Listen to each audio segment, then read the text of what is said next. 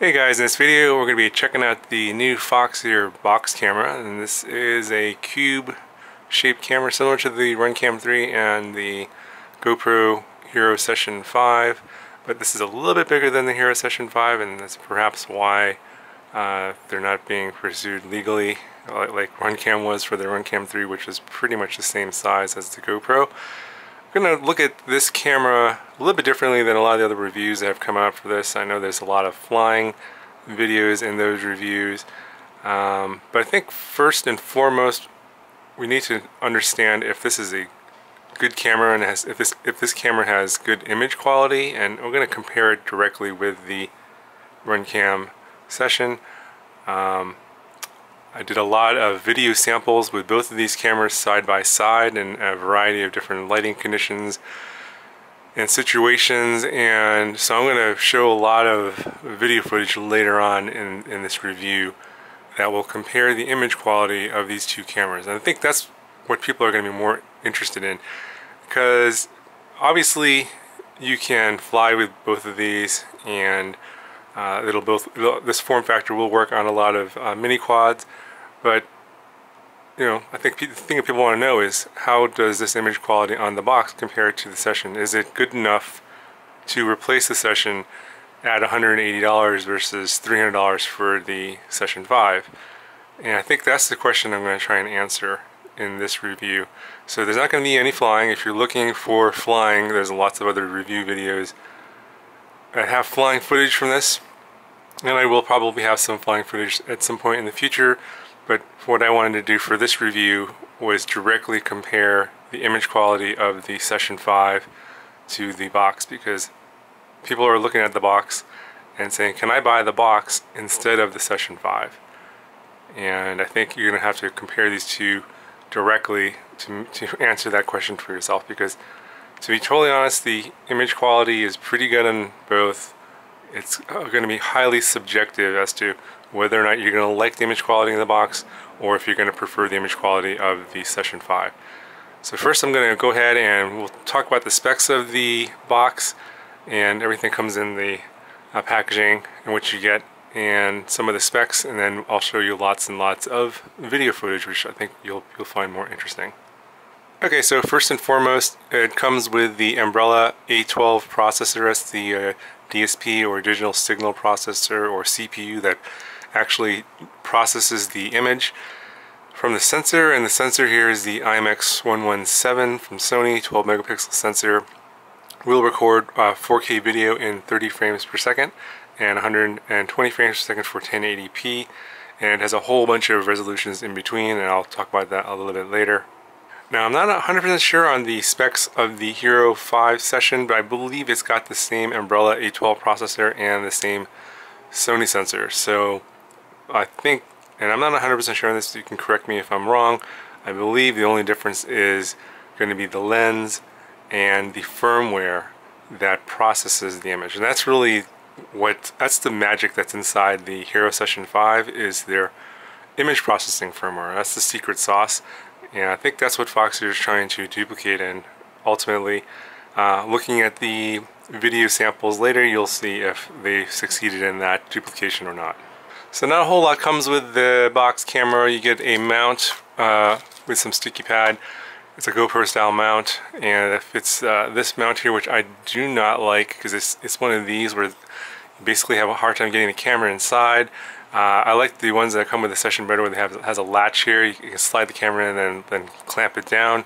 This is kind of hard to use.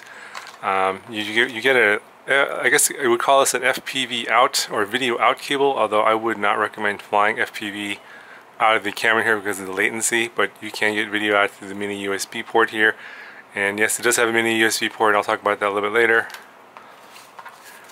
You do get a manual in English and in Chinese, and the manual is pretty good. Let me just briefly show you the manual. If you want to pause the video, you can take a look at it. I think the thing that I want to show you here is all of the different video resolutions here that are available. 4K, 30 frames per second, and then pretty much everything in between, all the way down to 720, Yeah, 720p at 240 frames per second. So I will show you also the app that it comes with and all the ways you can change the settings. But the amount of settings and available to you are pretty enormous. Okay, so there's a closer look at the camera itself. You have a wide-angle lens here, 155-degree field of view. The glass on here, I believe the pre-production model I've got here is thinner than what they're offering now. I think it's a 1mm thick piece of glass. And if you happen to have the thinner one, they'll offer the replacement glass for this, so that it has a less chance of breaking. I think that the one I've got here is pretty thin. I can pretty much tap on it and you can hear that it's really thin and probably prone to breakage. The way the buttons and everything are laid out on this are a little bit different than the Session, where there's an on-off button on top with a little LCD screen. There's no LCD screen on this at all, so you can't tell what your settings are unless you connect it to your phone app. But on the top, this is the top here, there's a small flap, and you can pop that open. You have a micro HDMI, I believe, and you have a mini USB. And the reason they have mini USB here is because of the external microphone option that's available. I didn't get that, they didn't send it to me, but it is available for sale. I believe it's like 10 bucks if you want to use this camera for with external audio, maybe for vlogging, for example. Possibly get better audio that way. I don't have the microphone to test, so I'm not sure if the audio is any better than the audio, the internal microphone. The internal microphone on this, you can see right there, and I think there's another one somewhere else on here, I'm not sure, but it's okay. It's a lot better than the audio on any of the Runcam HD cameras. I think it's actually better than what's on the GoPro Session 5 internal audio. In fact, I've been using this camera here as my hat cam for a lot of my review videos in the past few weeks, and I don't know if you guys have noticed the video change or not, but I have been using this camera mostly because the audio is a lot better. So you take that for what it's worth. I still think that having an external microphone would still be a lot better. So we've got a little micro SD card slot here. I believe it'll take 64 gigabyte cards. I'm not sure if it'll take 128 or not. I have a 64 gigabyte card in here right now. It's a UX3 or U3 or whatever. It's class 10, very fast. You'll need a fairly good micro SD card in here for the 4K recording because the bitrate's pretty high. I think it's 60 megabits per second, I believe. Okay, so on the side here you got your power on-off button, and then this larger button here will start and stop your video. If you long press the button, it will actually turn on and off the Wi-Fi. And then if you short press the power button here, it changes your modes from video and photo. I think it defaults to video, but you can change that in the settings. So go ahead and I'll turn this on. You press the button here, get 3 beeps, and you get a blue light here and an orange light here. I think the blue light here means that you are in video mode. If you short press the button and it goes green, you're in photo mode. Short press it and you're back in video mode. And then the light over here by this big button here is red. That means the Wi-Fi is turned off. You cannot connect to the camera to change your settings. I would recommend turning it off to save battery. You get longer battery life with the Wi-Fi off, obviously. To turn it on, you long press the button, and then the light turns orange and it starts flashing, which means that you can now connect to it via Wi-Fi from your smartphone app. To start video recording, you just short press the button, and then the LED here will start blinking, and then there's an LED in the front here, and it's kind of hard to see. It's red, and that also is blinking, and that means that you are recording. And then to stop, you just press it again, and then you get 3 tones. It means that stop recording. If you long press the power button again, it'll turn it off, and then you get 6 tones, and then all the lights will turn off, and then you know that it's been powered down. So we'll turn back on again, and then we'll connect you to the from the smartphone app. So you have to download the Foxeer app from the App Store, and then you have to find the Wi-Fi hotspot that's coming from the camera, and it'll be called like Foxeer or something. Okay, so there it is, and you tap on that, and it'll connect to it. I believe that the password actually is 12345678890, if you want to know what the password is. And then we'll go ahead and we'll launch the Foxeer app. And we'll bring up the camera. I want to connect to the box.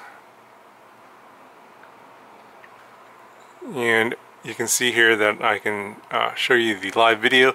There's a lot of latency, obviously. This is pretty typical for these apps where you're transmitting the video via Wi-Fi. The latency is pretty normal. You can see here I'm in this current mode, video 2.7K in super view. And then we can get out of here, go click on the little gear icon to get to the settings. And then here are all the resolutions that are available to you. 3840 by 2160, 30p, that's full 4K at 30 frames per second, 16 by 9. Then you have 4K at 25 frames per second with the supervision, which is basically like their rendition of SuperView that the GoPro Session does. I think a lot of FPV pilots like to record their HD video with SuperView because it makes them look like they're going faster. I found that the distortion on supervision was a little bit strange. I think that their algorithm for basically correcting the fisheye effect on the very edges of the frame is a little bit different from the GoPro, and you may or may not like that. There is also 4:3 aspect ratios available in 4K, 2.7K, and then you have all of these other 1080p, 960p, 720p. So basically you have your pick of whatever resolution you want. And then here are some of the other settings. You got quality, super fine, fine, normal. You got looping, slow motion if you want to do slow motion video, timestamp, you absolutely want to turn that off. You have auto low light, EIS is electronic image stabilization. That is only available, I believe, on 1080p, 60 frames per second and lower. Anything higher, the electronic image stabilization does not work. Here are your various photo settings. Here you can change some camera settings, light frequency, TV mode, metering, sharpness, white balance, EV comp, video ISO limit, scene mode. So there's various different scenes here with the box. I didn't particularly find these all that useful. I think that they need to work on this in their firmware. I would just stick with normal. And then you have different effects. And again, you can add some of these are sort of like Instagram effects to your video. I didn't particularly find them very useful. You got motion detection, quick capture, dual files, OSD, car DVR, and I think this is for like if you want to use it as a dash cam. Let's see what else is interesting here. You can change your Wi-Fi SSID and password here, and then this is the latest version. If you have the version 1.0, you should upgrade that to 1.1. I think there's some bugs that they fixed. So definitely a lot of settings available to you here in the camera app here, and you have to use it for sure to change any of the settings. You can also initiate your start and stop recording from here, and also pictures as well, and you can also do timers as well from here. Okay, so one other thing that I forgot to cover was this little TPU mount that Foxeer sent along with the camera. I believe this is not included. I think you have to buy this as an accessory. I think it's about 10 bucks, and this will let you mount the camera on a mini quad. This is because the camera is larger than a GoPro Session. The Session mounts that are TPU mounts will be too small for this camera. I think on some of them you might be able to stretch them out and fit, but this is the one that I would recommend getting. I'll put a link to this in the description as well. Okay, so that's going to do it for all the specs of the camera. I'm going to go right into all of the video sample footage I'm sure all you guys are interested in, and then I'll talk about the various footage that I took and what I think of the image quality of each of the different scenes that I took.